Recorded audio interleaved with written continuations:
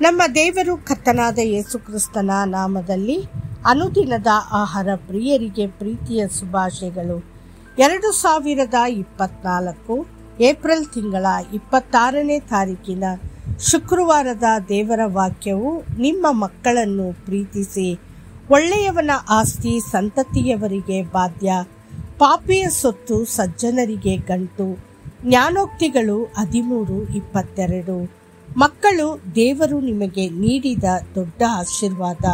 ಅವರು ನಿಮ್ಮ ಹೃದಯದ ಸಂತೋಷವಾಗಿರಲಿ. ಅವರು ನಿಮ್ಮೊಂದಿಗೆ ಸೇರಿ ಆತ್ಮದಲ್ಲಿ ಮತ್ತು ಸತ್ಯದಿಂದ ಕರ್ತನನ್ನು ಆರಾಧಿಸಲಿ. ಅವರು ನಿಮಗೆ ಎಲ್ಲ ರೀತಿಯಲ್ಲೂ ಲಾಭದಾಯಕವಾಗಿರಲಿ. ವಾಕ್ಯದಲ್ಲಿ ಹೀಗೆ ಹೇಳುತ್ತದೆ: ತಂದೆಗಳೇ, ನಿಮ್ಮ ಮಕ್ಕಳಿಗೆ ಕೋಪವನ್ನೆಬ್ಬಿಸದೆ ಕರ್ತನಿಗೆ ಮೆಚ್ಚುಗೆಯಾಗಿರುವ ಬಾಲಶಿಕ್ಷೆಯನ್ನು ಬಾಲೋಪದೇಶವನ್ನು ಮಾಡುತ್ತಾ ಅವರನ್ನು ಸಾಕಿ ಸಲಹಿರಿ. ಎಫೆಸದವರಿಗೆ 6:4. ತಮ್ಮ ಮಕ್ಕಳನ್ನು ನಿಜವಾಗಿಯೂ ಪ್ರೀತಿಸುವವರು ಅವರ ಭವಿಷ್ಯದ ಬಗ್ಗೆ ಕಾಳಜಿ ವಹಿಸುತ್ತಾರೆ.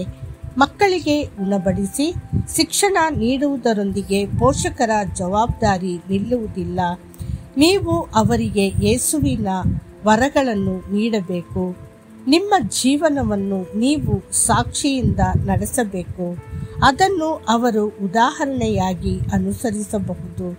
ದೈವಿಕರಾಗಿರಲು ಮತ್ತು ಆತ್ಮಿಕವಾಗಿ ಅಭಿವೃದ್ಧಿ ಹೊಂದಲು ನೀವು ಅವರಿಗೆ ಸಹಾಯ ಮಾಡಬೇಕು. ಅದು ಅವರಿಗಾಗಿ ನೀವು ಬಿಟ್ಟು ಹೋಗಬಹುದಾದ ದೊಡ್ಡ ಸಂಪತ್ತು. ಎಷ್ಟೋ ಕುಟುಂಬಗಳು ಮಗುವಿಗಾಗಿ ಹಾತೊರೆಯುತ್ತಿರುವಾಗ ಯೆಹೋವನು ನಿಮಗೆ ಮಕ್ಕಳ ವರವನ್ನು ದಯಪಾಲಿಸಿದ್ದಾನೆ. ಪುತ್ರ ಸಂತಾನವು ಯೆಹೋವನಿಂದ ಬಂದ ಸ್ವಾಸ್ಥ್ಯವು, ಗರ್ಭಫಲವು ಆತನ ಬಹುಮಾನವೇ.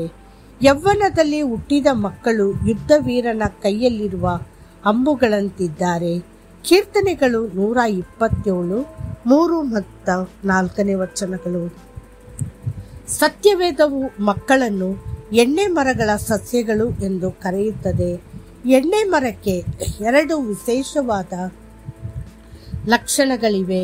ಅವು ಒಣಗುವುದಿಲ್ಲ ಮತ್ತು ಅವುಗಳಲ್ಲಿ ಎಣ್ಣೆಯನ್ನು ಸಂಗ್ರಹಿಸಲಾಗುತ್ತದೆ ಮತ್ತು ಆ ಎಣ್ಣೆಯು ಪವಿತ್ರಾತ್ಮನ ಸಂಕೇತವಾಗಿದೆ.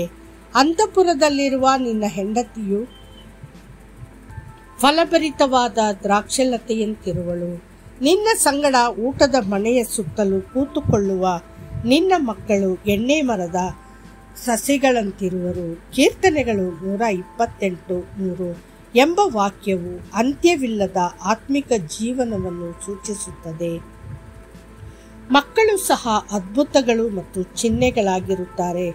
ಪ್ರವಾದಿಯಾದ ಯೆಶಾಯನು ಸಂತೋಷದಿಂದ ಹೇಳುತ್ತಾನೆ: ಆಹಾ, ನನಗೆ ಯೆಹೋವನು ದಯಪಾಲಿಸಿರುವ ಮಕ್ಕಳು ಚಿಯೋನ್ ಪರ್ವತದಲ್ಲಿ ವಾಸವಾಗಿರುವ ಸೇನಾಧೀಶ್ವರನಾದ ಯೆಹೋವನಿಂದುಂಟಾದ ಗುರುತುಗಳಾಗಿಯೂ ಅದ್ಭುತಗಳಾಗಿಯೂ ಇಸ್ರಾಯೇಲರ ಮಧ್ಯದಲ್ಲಿದ್ದೇವೆ. ಯೆಶಾಯ 8:18. ಅಪೊಸ್ತಲನಾದ ಪೌಲನು ಹೇಳಿದಂತೆ ಅವರು ಸಭೆಗಳ ಸಂದೇಶವಾಹಕರು ಮತ್ತು ಕ್ರಿಸ್ತನ ಮಹಿಮೆಯನ್ನು ಹೊಂದಿರಲಿ. 2 ಕೊರಿಂಥದವರಿಗೆ 8:23. ತಮ್ಮ ಮಕ್ಕಳನ್ನು ನೀತಿವಂತ ರೀತಿಯಲ್ಲಿ ಬೆಳೆಸುವ ಜವಾಬ್ದಾರಿಯನ್ನು ದೇವರು ಪ್ರತಿಯೊಬ್ಬ ಪೋಷಕರಿಗೆ ನೀಡಿದ್ದಾನೆ.